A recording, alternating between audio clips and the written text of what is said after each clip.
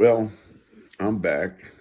It's been a few minutes since my last talk on what can I call it? Campaign finance reform. Uh, I'm going to switch gears again, and I'm going to talk about LGBTQ question mark rights.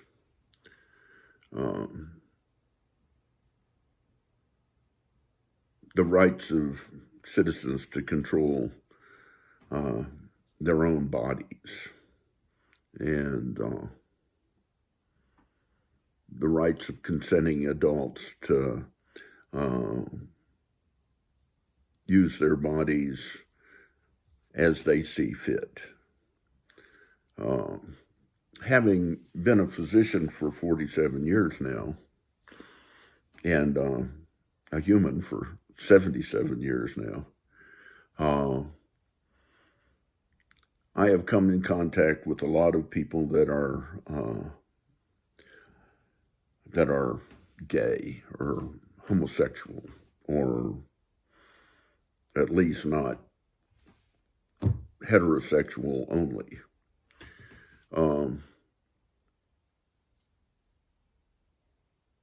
I have had patients, that young men that have come to me during puberty in my family practice that wanted me to help them overcome their psychiatric illness that they viewed as a psychiatric illness, their homosexuality. These young men were believed, because of the milieu in which they grew up, usually fundamentalist Christian milieu, that they were horrible sinners because their desires were homosexual.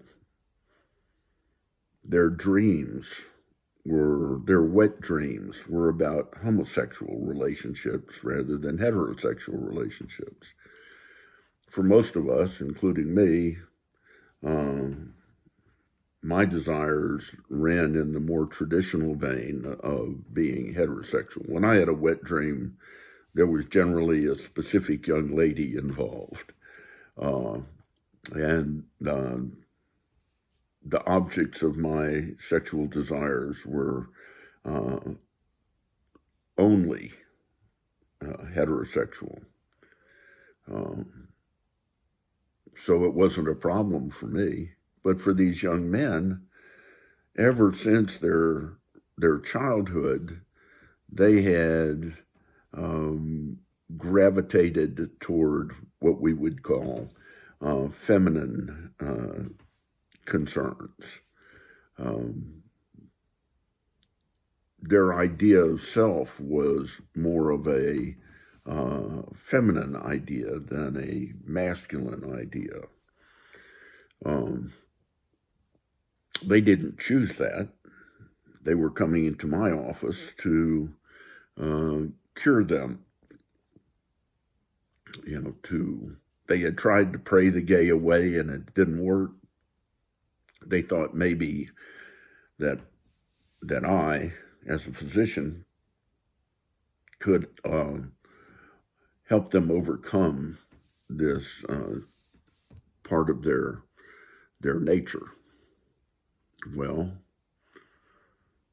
I couldn't do that. What I could do is explain to them that that's your nature and that's okay. Homosexuals and transvestites, etc., are a part of all human societies, and for instance, in Native American societies, males were allowed to assume and work as females. In other words, not go out, hunting for deer, but stay home we stay back at the camp or encampment or pueblo or whatever it was, weaving baskets or doing whatever the females of the tribe did, and that was perfectly acceptable in those societies. People that are homosexual, or I suppose bisexual, or whatever else is out there, are that way because they're that way. It's the way they were created. And they don't have the ability to change that aspect of themselves any more than they have the ability to change their fingerprints. We, as the rest of society, need to understand that truth for what it is. I'll speak to another example that demonstrates this, that comes out of my own personal medical practice as a family physician. I had a employee that was Pentecostal, and she brought many members of her church or her congregation into my practice. One day she came in and in tears told me that one of her members of her congregation, another woman, was having a terrible time and really needed to talk to me. And I said, sure, I'd be very happy to see if I can help her.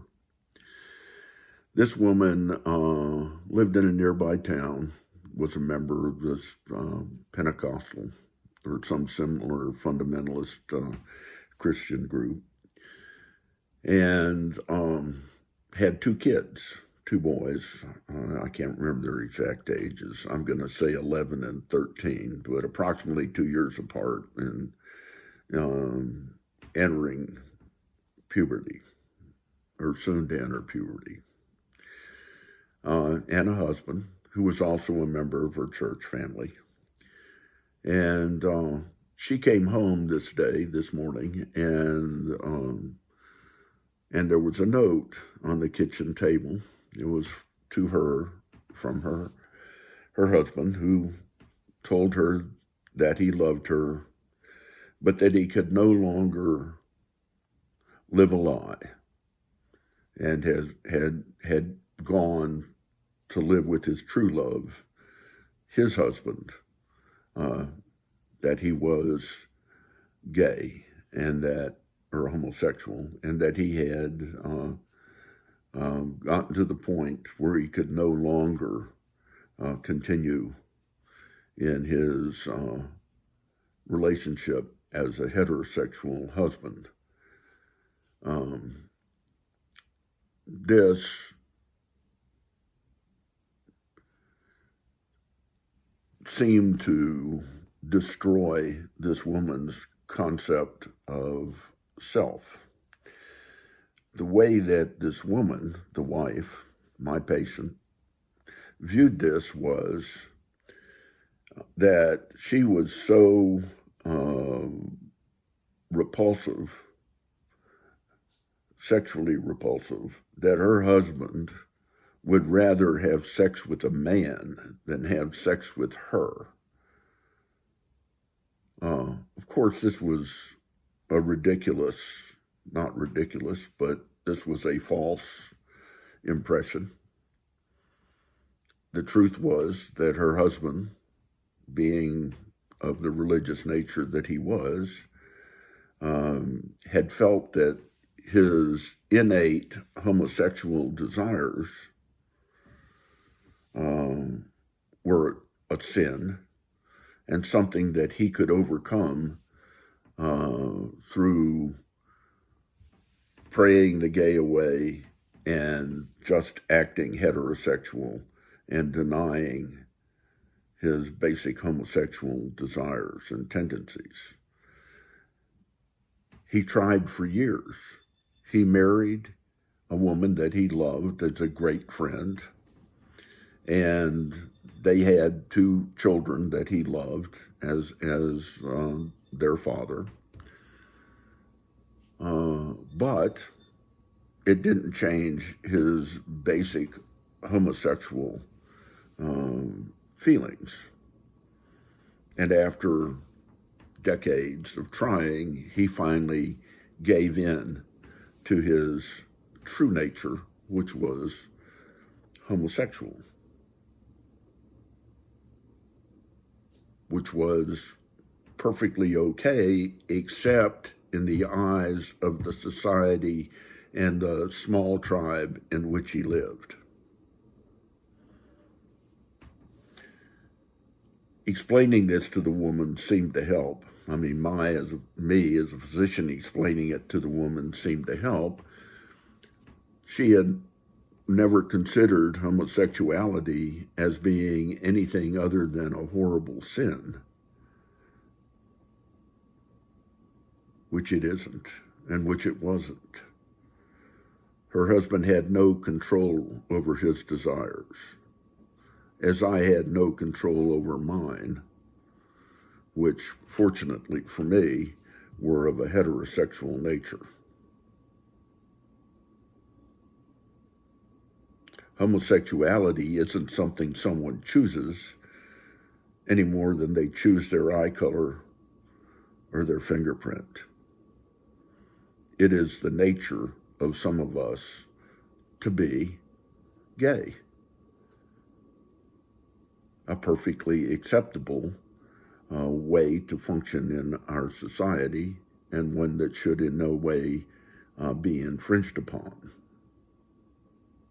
Freedom of choice is an important part of our rights as human beings.